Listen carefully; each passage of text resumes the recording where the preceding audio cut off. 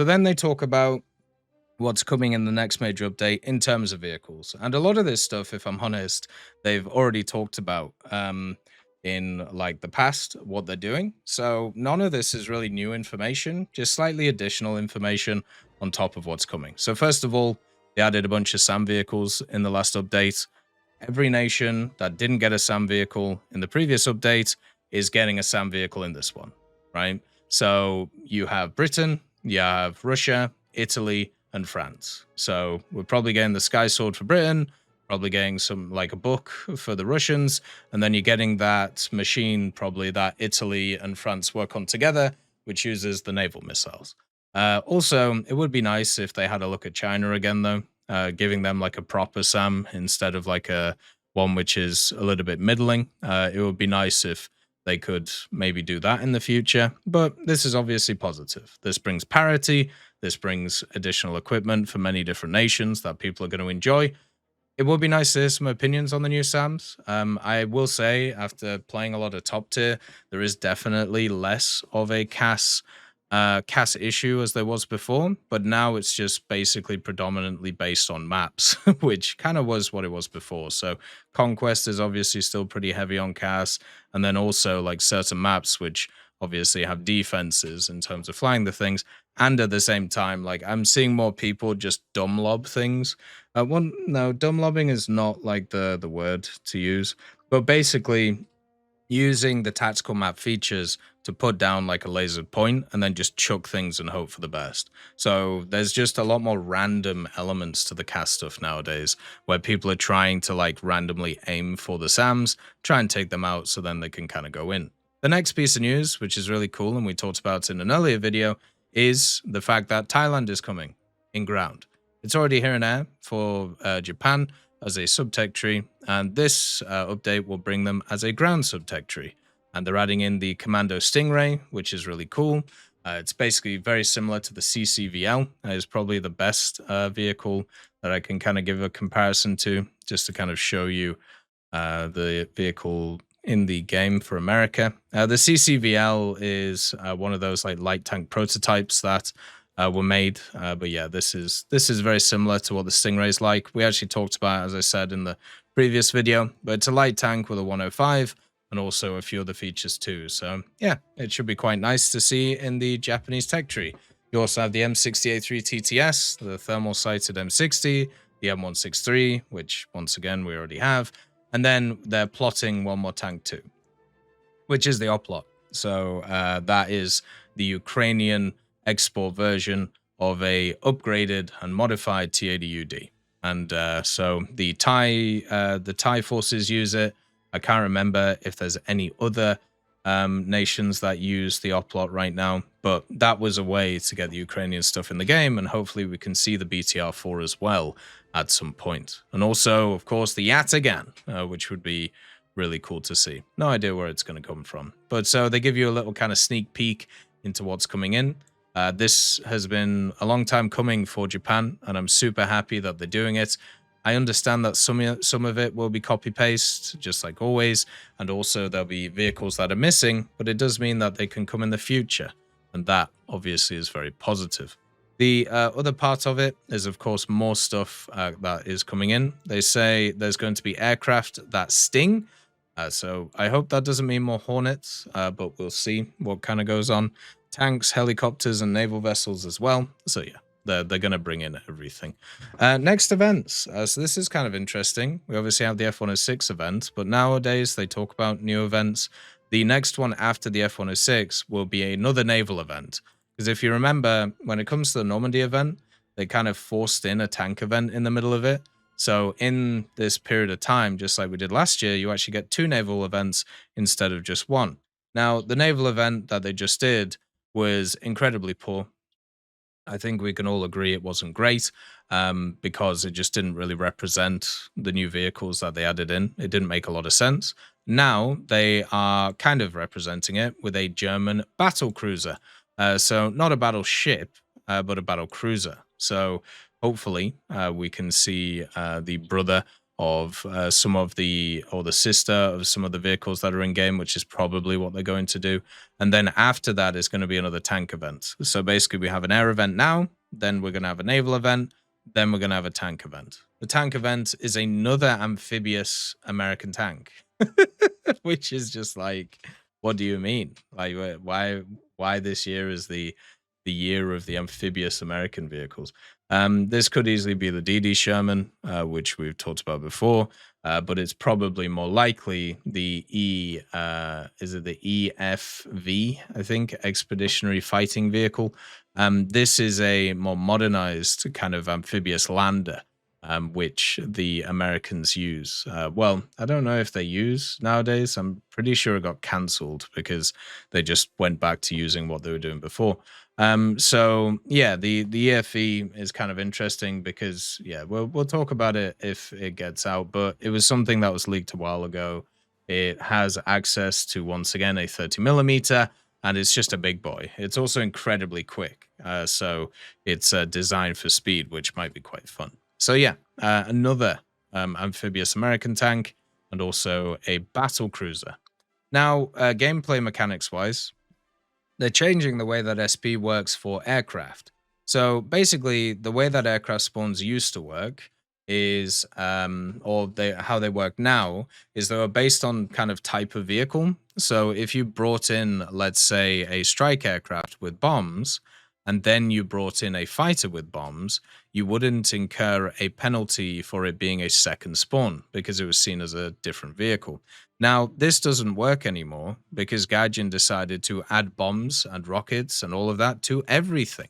And that basically meant that you could just keep bringing in different types of planes over and over and over again. So instead of attaching the kind of costs to type of vehicle now, they are attaching it to type of loadout, which makes way more sense. So if you have strike weapons, which they label as bombs, rockets, AGMs, torpedoes, mines, AP piercing belts, then you decide to bring in a second vehicle that has access to any of these strike weapons. That means that the SP cost will be doubled what it was before. But if you decide to bring in a similar vehicle, even of the same type, without any of these, it will not have that penalty. So this actually increases people playing kind of air support, trying to take out other aircraft, and also it punishes people for basically bringing over and over and over again different CAS elements. One of the problems that top tier has is usually people will go forward, they will get like a cap or an assist or something like really minimal, and then they'll die. And then they'll get in a fully loaded helicopter, they will take off, they will hammer like a bunch of people, try and get 2 or 3 kills, and then they'll either die or they'll J out, and then they'll get in an aircraft which has access to the fun missiles that everybody's had to deal with for the last year or so, the KH-38MT or many other things. With the new system coming in, you won't be able to do that because it will stack on top of each other the strike weapons instead of only looking at the type of vehicle. So this is actually pretty positive. It actually means that instead of looking at what the vehicle is, they're looking at what the vehicle does. And that is so much of a better way of looking at it. And hopefully this will work a lot better than what is here now. It just means that you can't just continuously bring in more and more and more planes and more and more and more helicopters over and over and over again. You'll be more limited unless you want to play the anti-air role, and which, you know, is quite a nice role for planes too. So this part, it's aggravating, I think, is probably the way to go. Scouting through scout UAVs. So we've talked about this before, right? About there's a problem with scout UAVs, right? If you don't know what scout UAVs are, any kind of vehicle, I think it's like above rank 6, in which is a light vehicle in any of the tech trees, they have access to the scout UAV mechanic. This is something where you launch a drone, goes up in the air, pretty much impossible to kill, by the way. It's very hard to destroy these things. And what you can do is you can use it to mark targets on the ground. Okay? And this generally is fine, right? It's another very powerful mechanic, especially if you're working in squads, right? But the issue with it is people figured out very, very early on that what you could do is you could go into the scout UAV and then you could look down at the ground, not even mark anything, but mark something, and then you could go back in your scout and you could scout through basically the tank. This kind of negated your crew skills. This negated basically everything, and it meant that you could scout everybody that was on the map all the time.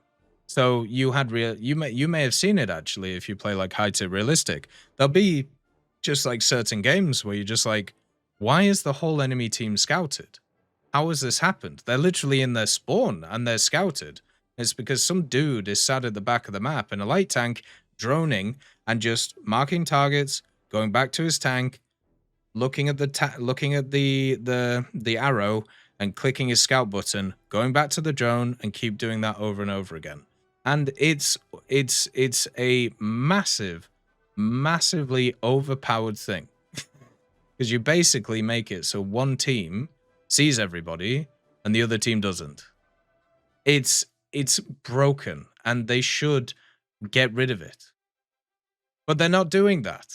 Instead, they're expanding it. And the only reason I can see them doing this is they can't fix it. For some reason, they are not able to fix this mechanic.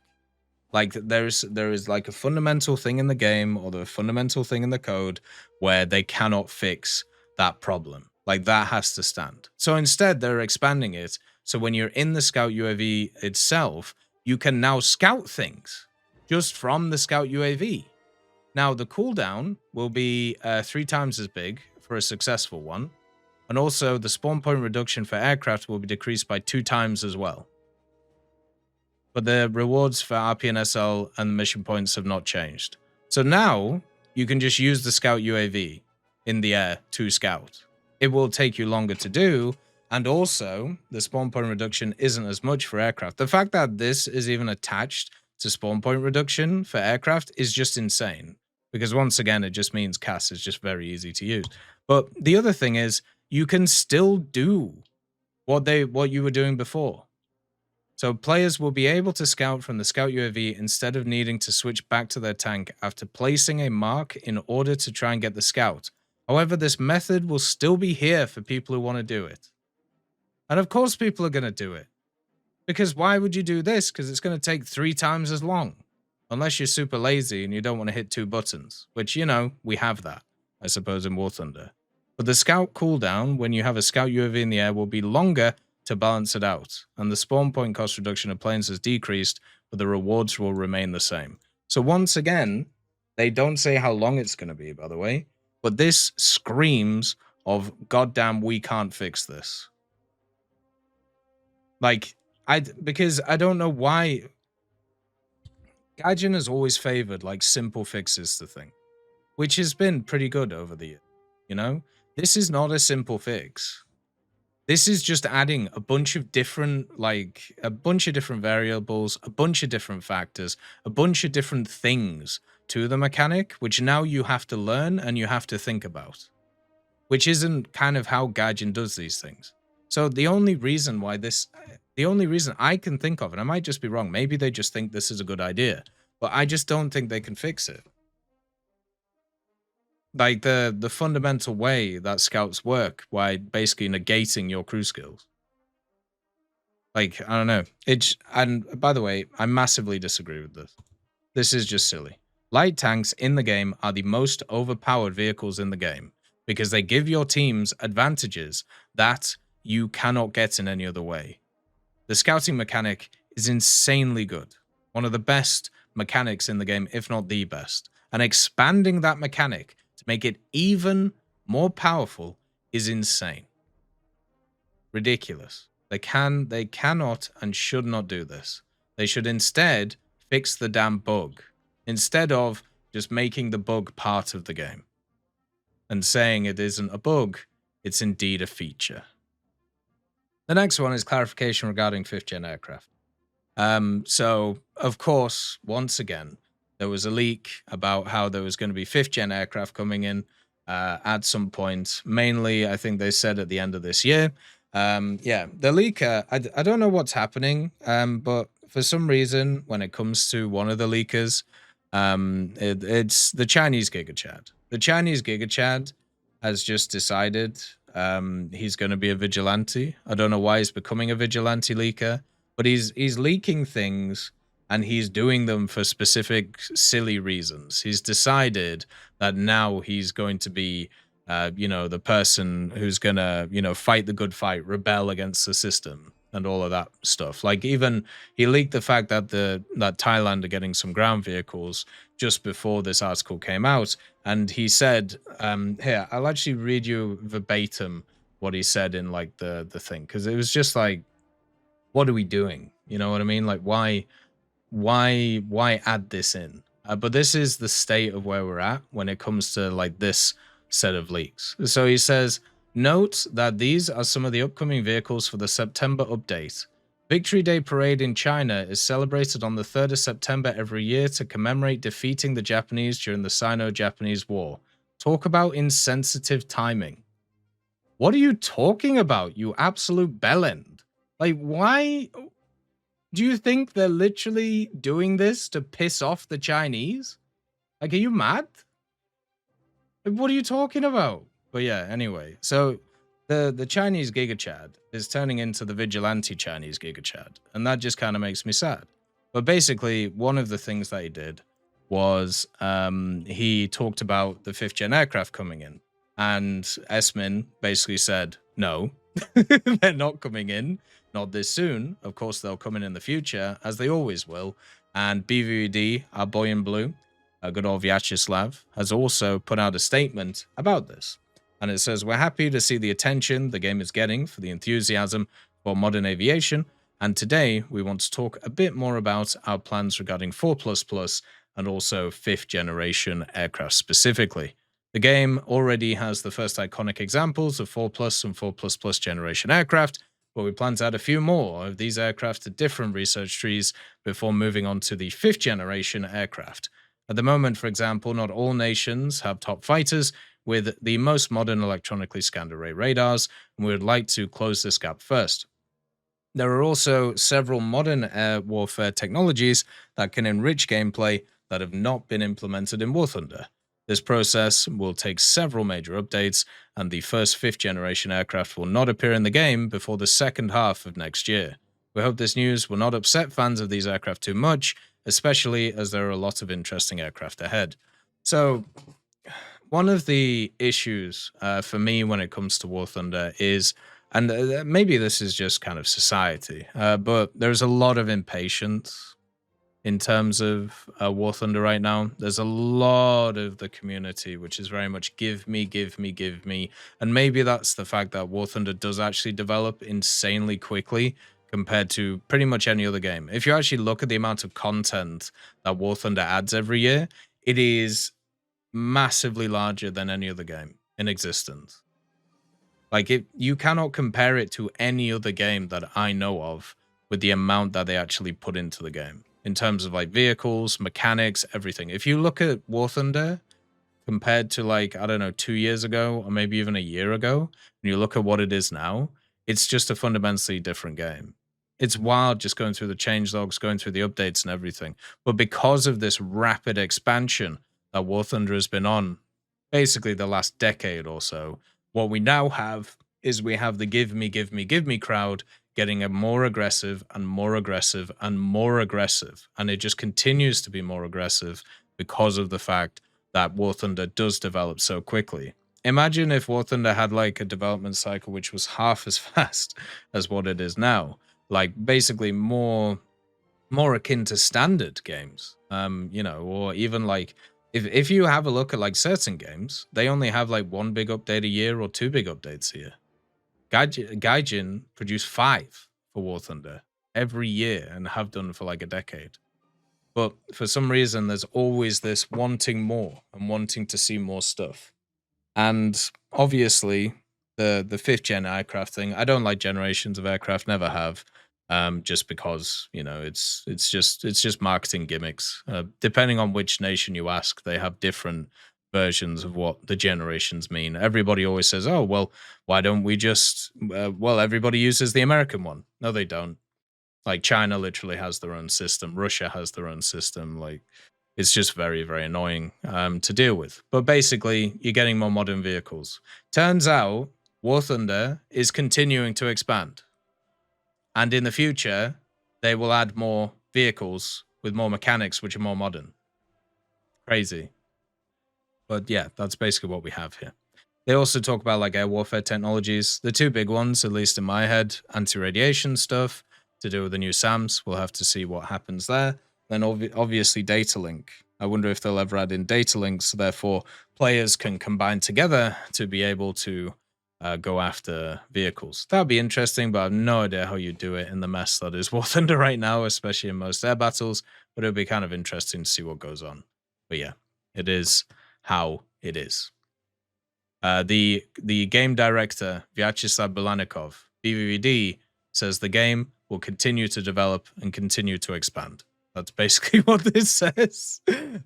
Because it doesn't even give like a specific date on the first 5th gens. It just says they won't appear before the second half of next year. So people will take this as they are coming the second half of next year, but that's not what it says.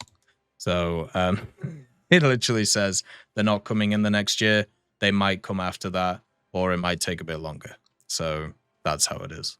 This community post, there's a ton to it. There's a ridiculous amount of stuff in it, ridiculous amount of things to analyze and go over, and it's just really cool.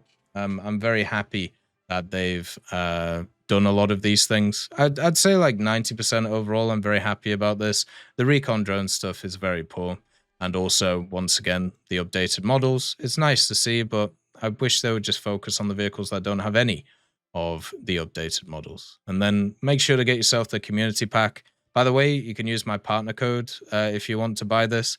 Basically, it'll save you a bit of money. I'll put a link in the description and also the comments for it so you can pick it up.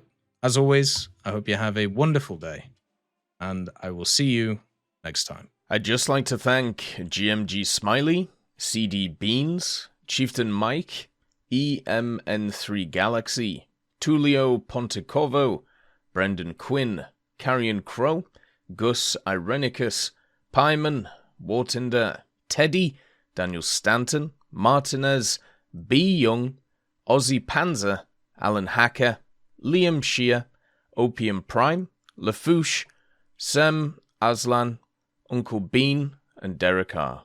for supporting the channel.